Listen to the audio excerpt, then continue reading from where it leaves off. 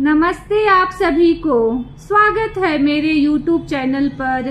संपूर्ण रामचरितमानस द्वितीय सोपान अयोध्या कांड का आज 211 दोहे से प्रारंभ कर रही हूँ। पिछले दोहे और चौपाई में हमने सुना कि भरत जी मुनि से कहते हैं कि मैं सच्चे भाव से कहता हूँ, आप सर्वज्ञ हैं और श्री रघुनाथ जी के हृदय के भीतर की जानने वाले हैं।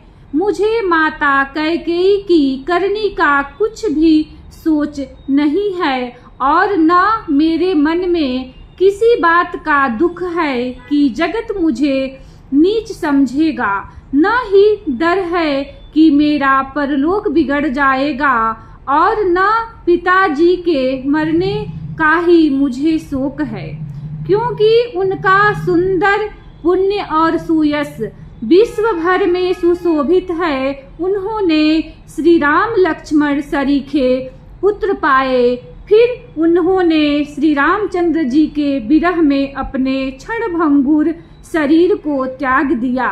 ऐसे राजा के लिए सोच करने का क्या प्रसंग है। सोच इसी बात का है कि श्री राम जी, लक्ष्मण जी और सीता जी पैरों में बिना जूती के मुनियों का वेश बनाए वन वन में फिरते हैं। आगे के दोहे में आइए सुनते हैं। श्री राम जय जय राम, श्री राम जय जय राम। अजिन बसन फल असन मही, शयन डासी कुसपात, बसी तरु तर नित सहत हिम, आतप बरसा बात। श्री राम जय जय राम, श्री राम जय जय राम। वे बलकल वस्त्र पहनते हैं, फलों का भोजन करते हैं, पृथ्वी पर कूस और पत्ते बिछा कर सोते हैं और वृक्षों के नीचे निवास करके नित्य सर्दी, गर्मी, वर्षा और हवा सहते हैं। एही दुखदाई दहई दिन छाती, भूख न बासर नींद न राती। एही कुरोग कर औषध नाही, शोधे सकल विश्व मन माही। इसी दुख की जलन से निरंतर मेरी छाती जलती रहती है। मुझे न दिन में भूख लगती है, न रातों को नींद आती है। मैंने मन ही मन समस्त विश्व को खोज डाला, पर इस कुरोग की औषधि कहीं नहीं है। मातु कुमत बड़ई अघमूला, तेहि हमार हित कीन्ह बसूला। कली कुकाठ कर कीन्ह कुजंत्रु, गाड़ी अवधि पढ़ी कठिन कुमंत्रु। माता का कुमत बुरा विचार पापों का मूल बढ़ई है। उसने हमारे हित का वसूला बनाया, उसने कलह रूपी कुकाठ का कुयंत्र बनाया और 14 वर्ष की अवधि रूपी कठिन कुमंत्र पढ़कर उस यंत्र को गाड़ दिया। यहाँ माता का कुविचार बढ़ई है, भरत को राज्य वसूला है, राम का वनवास कुयंत्र है और 14 वर्ष की अवधि कुमंत्र है। मोहि लगी यहू कुठाटू तेहि ठाटा, घाले सी सब जगू 12 बाटा। मिटई कुजोगु राम फिरी आए, बसई अवध नहीं आन उपाए। मेरे लिए उसने यह सारा कुठाट बुरा समाज रचा और सारे जगत को 12 बाट छिन्न भिन्न करके नष्ट कर डाला। यह कुयोग श्री रामचंद्र जी के लौट आने पर ही मिट सकता है और तभी अयोध्या बस सकती है, दूसरे किसी उपाय से नहीं। भरत बचन सुनी मुनि सुख पाई, सबहि कीन्हि बहु भांति बड़ाई। तात करहु जनी सोचु बिसेखी, सब दुख मिटहि राम पग देखी। भरत जी के वचन सुनकर मुनि ने सुख पाया और सभी ने उनकी बहुत प्रकार से बड़ाई की। मुनि ने कहा, हे तात, अधिक सोच मत करो। श्री रामचंद्र जी के चरणों का दर्शन करते ही सारा दुख मिट जाएगा। श्री राम जय राम जय जय राम, श्री राम जय राम जय जय राम। करि प्रबोधु मुनिबर कहेऊ, अतिथि प्रेम प्रिय होहु। कंद मूल फल फूल हम देहि लेहु करि छोहु। श्री राम जय राम जय जय राम, श्री राम जय राम जय जय राम। इस प्रकार मुनि श्रेष्ठ भारद्वाज जी ने उनका समाधान करके कहा, अब आप लोग हमारे प्रेम प्रिय अतिथि बनिए और कृपा करके कंद मूल फल फूल जो कुछ हम दे स्वीकार कीजिए। सुनि मुनि बचन भरत ही सोचू, भयउ कु अवसर कठिन संकोचू। जानी गरुई गुर गिरा बहोरी, चरण बंदी बोले कर जोरी। मुनि के वचन सुनकर भरत के हृदय में सोच हुआ कि यह बेमौके बड़ा बेढब संकोच आ पड़ा। फिर गुरु जनों की वाणी को महत्वपूर्ण आदरणीय समझकर चरणों की वंदना करके हाथ जोड़कर बोले, सिर धरि आयसु करिय तुम्हारा, परम धर्म यहो नाथ हमारा। भरत बचन मुनि बर मन भाए, सुचि सेवक शिष निकट बुलाए। हे नाथ, आपकी आज्ञा को सिर चढ़ाकर उसका पालन करना यह हमारा परम धर्म है। भरत जी के ये वचन मुनि श्रेष्ठ के मन को अच्छे लगे। उन्होंने विश्वास पात्र सेवकों और शिष्यों को पास बुलाया।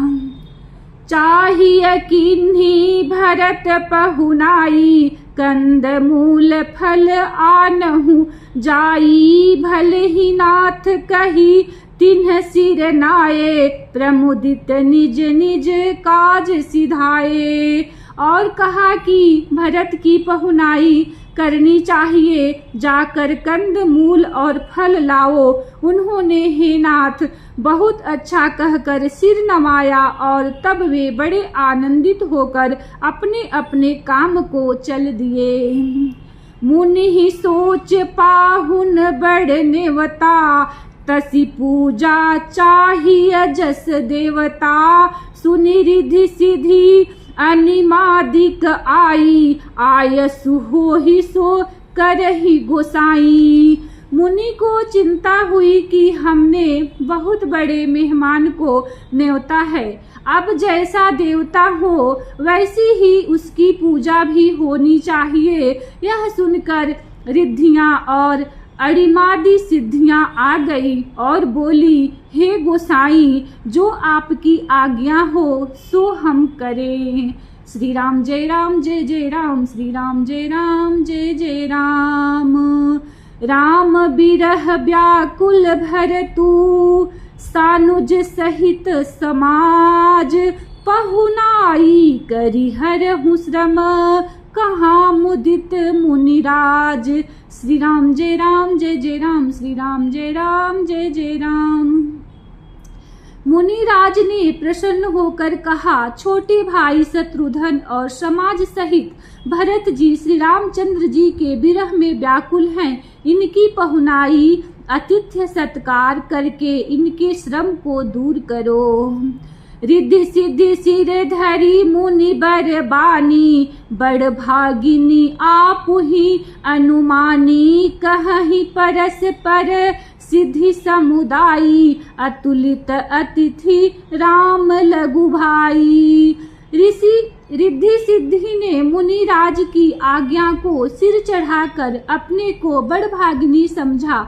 सब सिद्धियां आपस में कहने लगी, श्री रामचंद्र जी के छोटे भाई भरत ऐसे अतिथि हैं जिनकी तुलना में कोई नहीं आ सकता। मुनि पद बंदी करिय सोई आजू, होई सुखी सब राज समाजू। अस कही रचेऊ रुचिर गृह नाना, जेहि बिलो की बिल खाही बिमाना।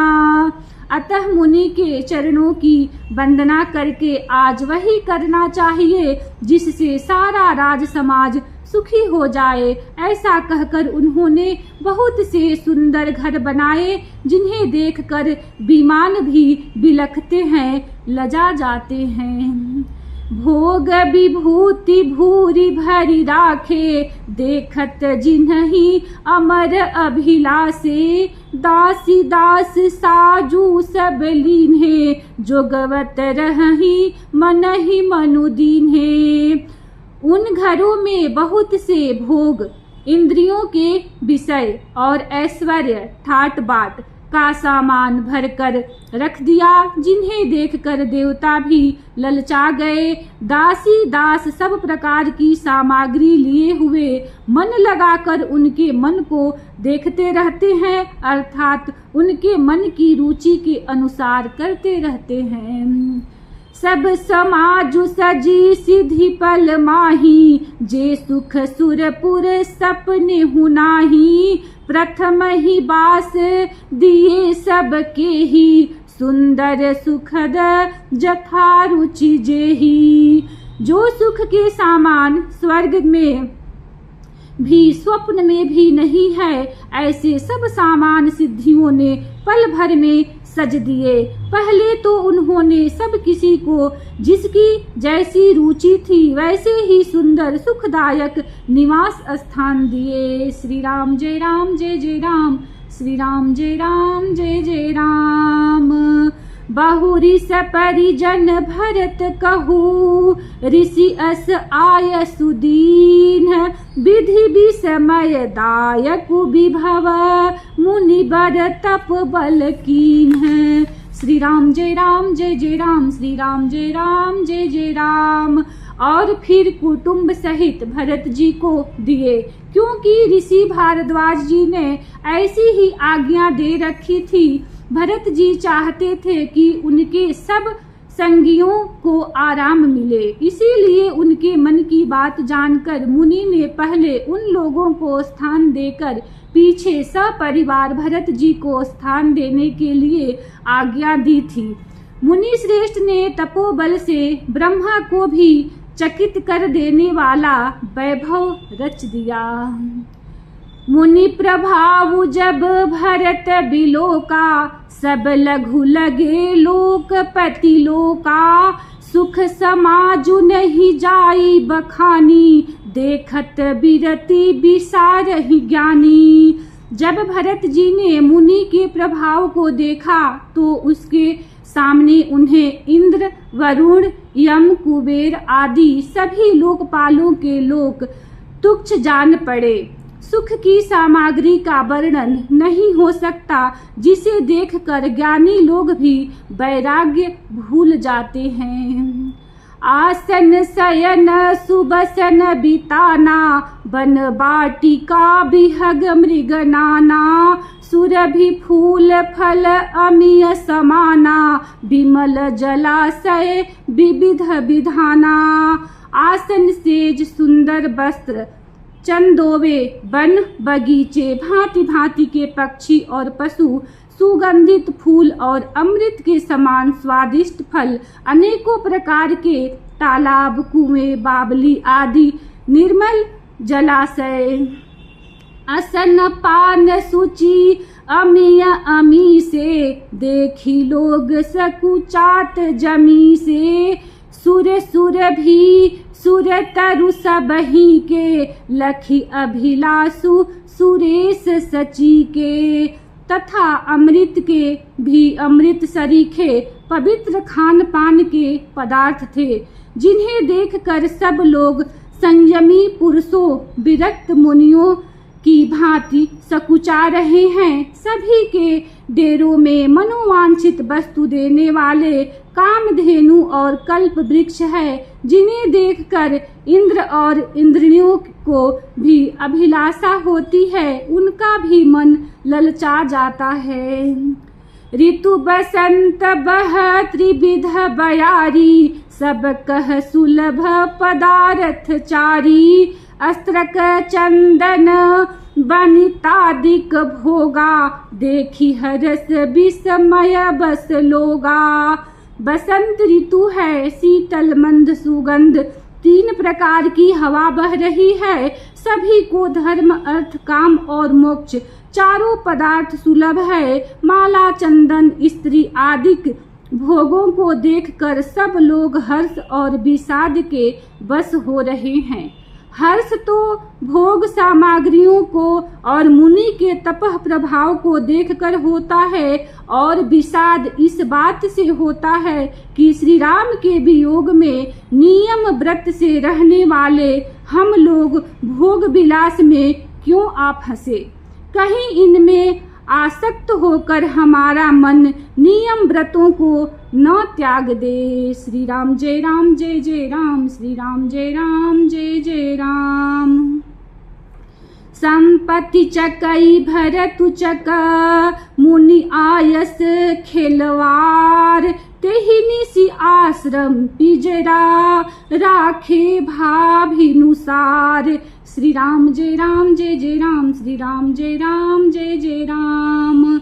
संपत्ति भोग विलास की सामग्री चकवी है और भरत जी चकवा है, और मुनि की आज्ञा खेल है, जिसने उस रात को आश्रम रूपी पिंजड़े में दोनों को बंद कर रखा। और ऐसे ही सवेरा हो गया, जैसे किसी बहेलिए के द्वारा एक पिंजड़े में रखे जाने पर भी चकवी चकवे का रात को संजोग नहीं होता, वैसे ही भरद्वाज जी की आज्ञा से रात भर भोग सामग्रियों के साथ रहने पर भी भरत जी ने मन में भी उनका स्पर्श तक नहीं किया।